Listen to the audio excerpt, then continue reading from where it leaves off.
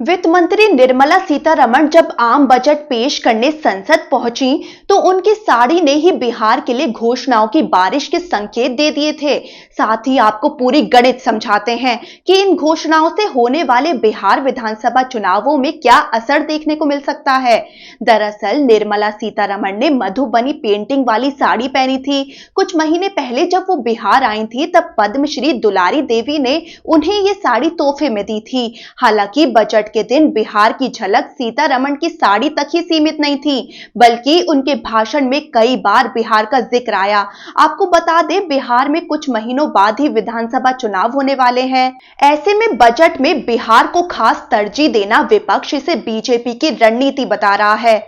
चलिए आपको 5 पॉइंट्स में समझाते हैं कि बजट में बिहार के लिए कौन कौन सी घोषणाएं की गई हैं। पहला, मखाना के उत्पादन, प्रोसेसिंग, कीमतों और मार्केटिंग के लिए मखाना बोर्ड का गठन किया जाएगा।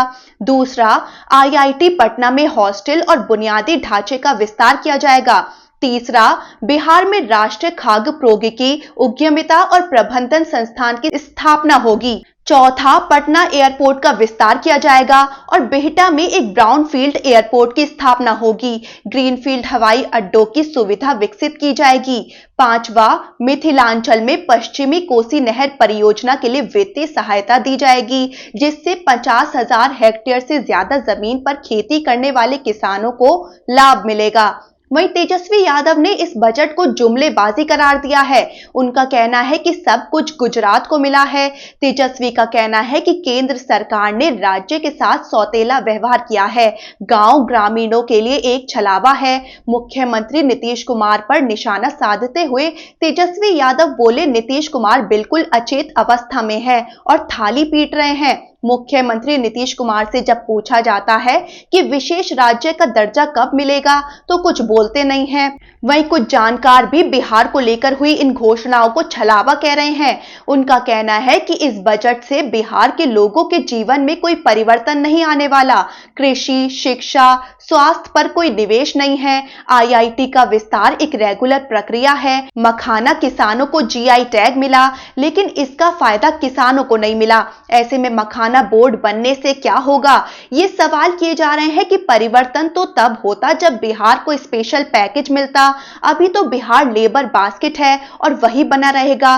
बाकी बिहार का बार बार नाम लेना पॉपुलर पॉलिटिक्स का हिस्सा है। वहीं बिहार में मखाना बोर्ड के गठन के ऐलान से होने वाले विधानसभा चुनावों में मिथिलांचल और सीमांचल क्षेत्रों की 243 विधानसभा सीटों में से कम 30% पर बड़ा असर पड़ने की संभावना जताई जा रही है। चलिए आपको इस मखाना राजनीति के बारे में समझाते हैं। दरअसल निर्मला सीतारमण ने ऐलान किया है कि बिहार में मखाना बोर्ड की स्थापना की जाएगी ताकि इसके प्रोडक्शन, प्रोसेसिंग, वैल्यू एडिशन और मार्केटिंग में सुधार हो सके। वित्त मंत्री ने कहा कि बिहार में मखाना बोर्ड की स्थापना का मतलब होगा कि इन गतिविधियों में लगे लोगों को किसान उत्पादक संगठनों में संगठित किया जाए। मखाना बोर्ड के गठन की सरकार के ऐलान से बिहार के मिथिलांचल क्षेत्र, खासकर दरभंगा, मधुबनी, सीतामढ़ी, सहरसा, कटिहार, पूर्णिया, किशनगंज, अररिया, सुपौल और मधेपुरा जिलों के 5 लाख से ज्यादा किसानों को लाभ मिल सकता है।